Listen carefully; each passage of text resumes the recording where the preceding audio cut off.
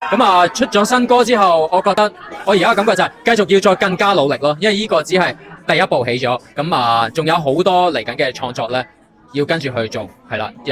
維持呢首歌嘅信念就係追夢，真係好感激大家嚟支持啦。咁首先我好多嘅朋友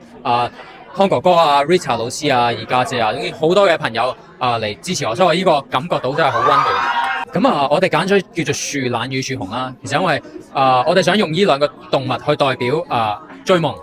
點解咧？因為佢哋係喺個動物界上面咧係瞓覺瞓得最長嘅動物啦，同埋一隻就係最慢嘅動物嚟嘅。咁但係喺動物界裏邊咧，冇人又會叫呢啲動物去話，喂樹懶你可唔可以唔好咁慢㗎？或者樹熊你可唔可以唔好瞓咁耐㗎？唔會㗎嘛。咁所以喺我哋人嘅生活中啦，我哋都應該要好似樹懶同樹熊咁樣。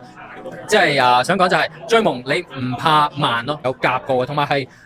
黃建文嗰時佢鼓勵我，佢話佢好中意呢首歌添，係咯，不如我哋合唱呢首歌咯，係啦，所以嗰陣時我哋就已經開始去有做呢一首歌嘅概念嘅啦，係啦，就變咗呢個 SK 組合，咁所以好多謝建文啦，我呢個好朋友，佢一直就鼓勵我啦，咁到我哋而家又同一間公司啦，我哋係 TMG 啦，所以又有 TMG 嘅鼓勵同支持，就俾我哋一齊去出歌添，係咯。